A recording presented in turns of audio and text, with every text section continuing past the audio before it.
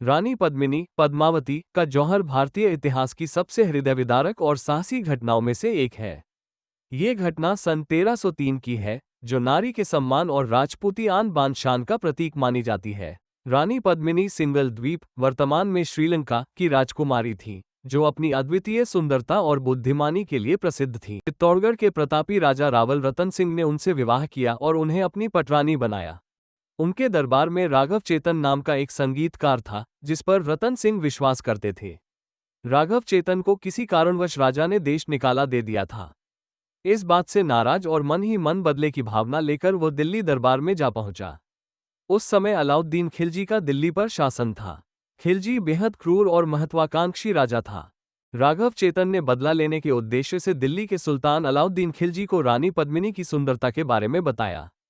खिलजी रानी को पाने के लिए व्याकुल हो उठा और उसने एक विशाल सेना के साथ चित्तौड़ पर आक्रमण कर दिया। खिलजी ने कई महीनों तक किले की घेराबंदी की, लेकिन वो चित्तौड़ के अभेद्य किले को जीत नहीं पाया। चित्तौड़ के किले के पास से एक नदी बहती थी। खिलजी को सूचना मिली कि बारिश के मौसम में नदी में बाढ़ आती है। ऐसी स्थिति में चित्तौड़ पर आक्रमण करना कठिन होगा। कहते हैं कि उसने नदी किनारे के मंदिरों को तोड़कर उनके पत्थरों से नदी पर एक पुल का निर्माण कराया। सभी प्रयासों के बावजूद जब खिलजी अपने मकसद में कामयाब नहीं हो सका, तो उसने एक धूर्त तरीका अपनाया। उसने रावल रतन सिंह के पास एक संदेश भेजा कि पद्मिनी उसकी बहन समान है, वो सिर्फ एक बार उसे देखना चाहता है और फिर वो वापस लौट जाएगा। रतन सिंह और उसके विश्वासपात्र मंत्री खिलजी की चालाकी को समझते हुए उसको चालाकी से ही जवाब देना तय करते हैं और उसकी बात मान लेते हैं। ये योजना बनाई जाती है कि राजपूती गरिमा का पालन भी हो सके और आए हुए संकट को भी टाला जा सके। खिलजी को एक ऊंचे कक्ष में बैठाया जाएगा। जब पद्मिनी पानी की गागर भरने आएगी तो उसका अक्स पानी में पड़ेगा और खिलजी के सामने लगे एक शीशे में रानी के अक्स का प्रतिबिंब खिलजी देख सकेगा। तय योजना के अनुसार काम हुआ, पर खिलजी एक मक्कार सुल्तान था। उसने रावल रतन सिंह को बंदी बनाने की योजना बना रखी थी। जब रावल रतन सिंह सुल्तान को छोड़ने नीचे तक आया तो सुल्तान के पहले से तैनात सिपाहियों ने राजा को कैद कर लिया। इसके बाद खिलजी ने एक संदेश चित्तौड़ भिजवाया कि यदि रावल रतन सिंह को मुक्त कराना है तो रानी पद्मिनी को उसे सौंपना होगा। रानी पद्मिनी ने झुकने के बजाय युद्ध का रास्ता चुना। उन्होंने खिलजी को संदेश भेजा कि वो आने के लिए तैयार है, लेकिन उनके साथ उनकी 700 सखियां भी आएंगी। 700 पालकियों को किले से विदा किया गया, लेकिन उनमें सखियां नहीं बल्कि सशस्त्र राजपूत सैनिक छिपे थे। पालकी उठाने वाले भी सैनिक ही थे। रतन सिंह के सेनापति गोरा और बादल ने इस साहसी हमले का नेतृत्व किया और सुल्तान के कैंप में खलबली मचाकर रतन सिंह को छुड़ा लिया। इस युद्ध में गोरा और बादल वीरतापूर्वक लड़ते हुए शहीद हो गए। रतन सिंह के वापस लौटने के बाद खिलजी ने गुस्से में दोबारा आक्रमण किया। भारी घेराबंदी के कारण किले के भीतर रसद भोजन समाप्त होने लगी।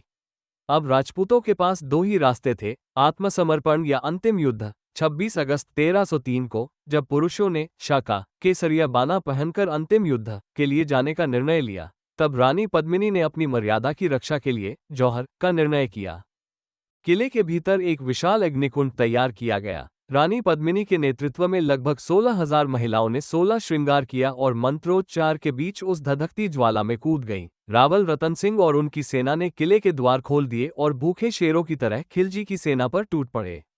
राजपूत सेना की संख्या कम थी, वे बहादुरी से लड़े और खिलजी की बड़ी सेना से लड़ते हुए शहीद हो गए। जब अलाउद्दीन खिलजी ने किले में प्रवेश किया तो उसे विजय के नाम पर केवल राख और जली हुई हड्डियां मिली। जिस रानी को पाने के लिए उसने हजारों सैनिकों की बलि दी थी, वो उसे कभी हासिल नहीं कर सका। गौतमी सी पवित्रता, सावित्री सा सतीत्व था, पद्मिनी की ज्वाला में नारी का ही अस्तित्व था। चित्तौड़गढ़ किला राजस्थान के चित्तौड़गढ़ जिले में स्थित भारत के सबसे विशाल और ऐतिहासिक किलों में से एक है। ये किला अरावली की पहाड़ियों पर लगभग 180 मीटर ऊंचाई पर फैला हुआ है और करीब 700 एकड़ क्षेत्र में विस्तृत है। ये किला मेवाड़ राजवंश की राजधानी रहा है। चित्तौड़गढ़ किला वीरता, बलिदान और जौहर के लिए प्रसिद्ध है। यहाँ रानी पद्मिनी, महाराणा रतन सिंह, महाराणा कुंभा जैसे ऐतिहासिक पात्रों की कथाएं जुड़ी हैं। किले में प्रमुख दर्शनीय स्थल है विजय स्तंभ, विक्टोरी टावर, कीर्ति स्तंभ, रानी पद्मिनी का महल, कुंभा महल। ये किला यूनेस्को विश्व धरोहर स्थल में शामिल है। चित्तौड़गढ़ किला आज भी राजस्थान के शौर्य, स्वाभिमान और इतिहास का गौरवशाली प्रतीक माना जाता है। मित्रों, आपको ये वीडियो कैसा लगा? प्लीज कमेंट करके बताइए।